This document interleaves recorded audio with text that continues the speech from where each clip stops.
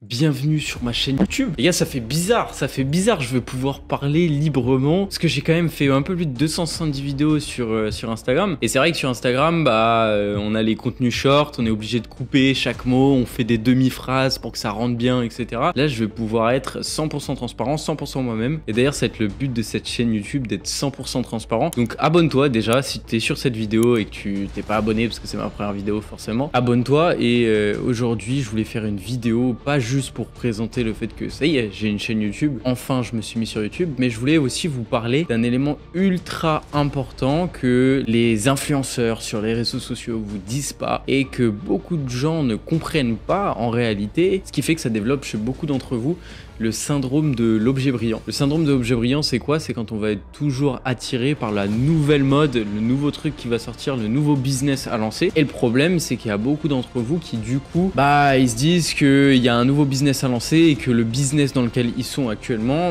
c'est pas forcément le meilleur business à lancer. Et donc, du coup, ils changent d'opportunité. Et au final, quand on change d'opportunité tous les mois, tous les 2 mois, tous les 3 mois, et à la longue, on n'a juste pas de résultat et surtout, on gaspille du temps. Parce que honnêtement, je pense que avant 3 ans vraiment dans ton business, tu peux pas dire si ton business il fonctionne ou il fonctionne pas. Si tu l'as pas expérimenté vraiment profondément pendant 3 ans, après ça dépend toujours de ton niveau d'implication. C'est-à-dire que si tu es vraiment, tu bosses 15 heures par jour et tu fais 6 mois dans le business, forcément tu vas avoir le même niveau d'intensité qu'un mec qui a fait 3 ans mais qui a bossé à côté de son boulot ou quoi. Mais ce qui est important, c'est que si tu veux dire qu'un business ne fonctionne pas, c'est vraiment que tu es allé en profondeur dans ce business et que tu t'es rendu compte que ça va pas être un truc qui colle avec toi ou alors ça va pas être un truc qui va être assez rentable. Et du coup, on en revient à nos voleurs, nos influenceurs là sur les réseaux sociaux qui parlent de business, le nouveau business à sortir en 2024, etc. Il y a rien de mal à faire avec ça. En fait, c'est de la communication. Derrière, ils ont potentiellement quelque chose à vous vendre. Et même moi, j'ai fait un petit peu sur Instagram, la sous-location professionnelle, de nouveaux business à lancer, etc. Et je voudrais vous dire une seule chose, c'est que dans chaque secteur, il y a des gens qui réussissent et dans chaque secteur, il y a des gens qui réussissent pas. Et je vais vous donner des exemples, mais juste pour comprendre, en fait, le problème, c'est pas le secteur, le problème, c'est pas l'opportunité. Le problème, c'est ce que tu vas en faire et où tu vas l'amener. Je vais vous donner des exemples. Il y a des plombiers qui sont multimillionnaires, il y a des électriciens qui sont multimillionnaires, il y a des médecins qui n'ont pas un rond. Personnellement, pour ceux qui me connaissent pas, j'ai fait des études de vétérinaire. Moi, c'était pas trop mon truc, mais j'ai fait ça par défaut parce que j'ai fait un bac scientifique. Un vétérinaire, supposément, ça gagne bien. Après, on se rend compte quand on creuse un petit peu, un vétérinaire lambda, il va avoir grosso modo entre 1800 et 3000 euros par mois de revenus. Et il y en a pas mal qui sont fixés à la convention collective qui est à 1800 euros par mois. C'est des vétérinaires qui ont fait 5 ans d'études. C'est énorme pour gagner 1800 euros par mois seulement. Mais le truc, c'est que aussi, il y a des vétérinaires qui gagnent 15, 20 000 euros par mois. Même, en fait, en réalité, je connais des vétérinaires qui gagnent des millions par an. Mais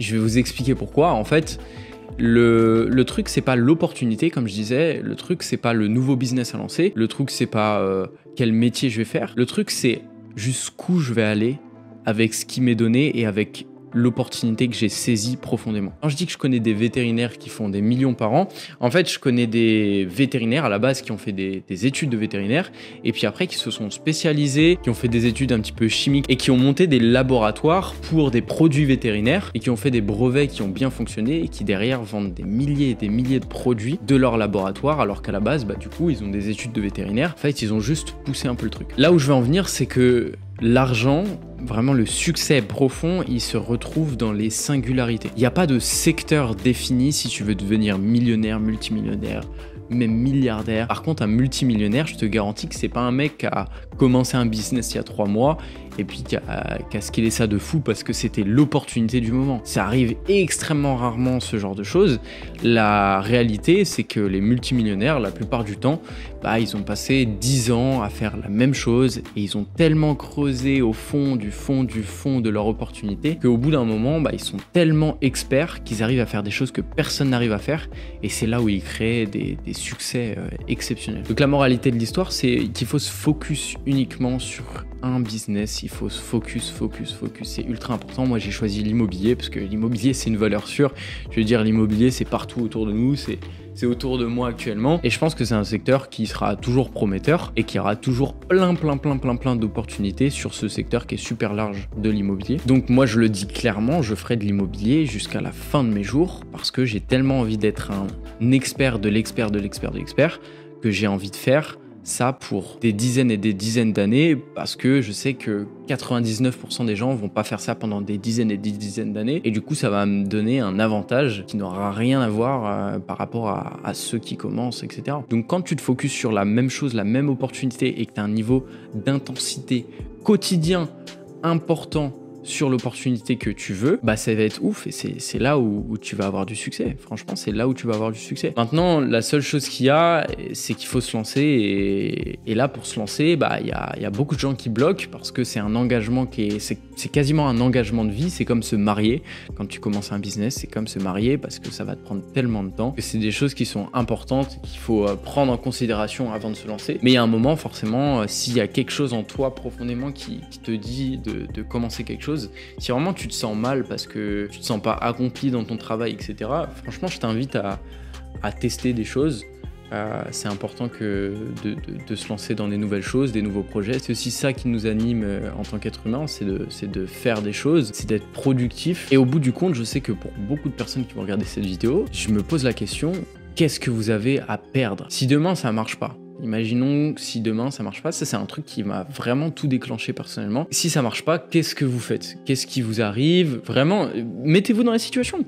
Demain, moi là par exemple, j'ai pas de travail, j'ai pas de revenu fixe. Si demain ça marche pas, qu'est-ce que je fais? Si demain je perds tout mon argent, je perds tout mon immobilier, je perds toute mon entreprise de sous-location professionnelle, qu'est-ce que je fais? Bah la réponse c'est que je repars de zéro, peut-être que je vais vivre chez mes parents pendant 2-3 mois, je vais retrouver un taf, et puis je vais recontinuer à me créer des choses à côté de mon travail pour petit à petit travailler pour moi-même et puis au final être heureux dans ce que je fais, puisque moi travailler pour moi-même ça rime avec être heureux. Au bout du compte, j'ai envie de dire, on n'a qu'une vie. Bordel, essayez des choses. C'est vraiment une chance le fait que... Allez, ça part loin là, ça part en thérapie. C'est vraiment une chance, j'allais dire, on n'ait qu'une vie, parce que c'est vrai que ça nous permet de se dire YOLO quoi. Genre on se lance dans un truc YOLO, si ça marche pas, ça marche pas. Au pire j'aurai une bonne histoire à raconter sur le fait que je me suis foiré sur un truc, tu vois. Et si ça marche, tu changes de vie et puis c'est trop cool quoi. Donc voilà, c'était une petite vidéo d'introduction à ma chaîne YouTube. J'ai plein de vidéos YouTube qui vont arriver.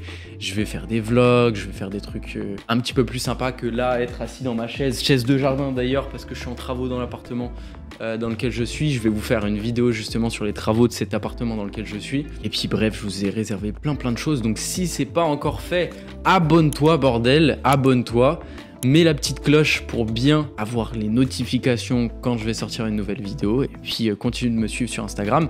N'hésite pas à m'envoyer un message sur Instagram si tu veux te lancer dans la sous-location professionnelle, si tu poses des questions par rapport à cette activité. Moi, la sous-location professionnelle, c'est mon activité et j'accompagne les gens à faire la même chose que moi pour se créer une nouvelle activité. Donc si ça t'intéresse, envoie-moi un message sur Instagram. Et sur ce, je te dis à bientôt pour la prochaine vidéo.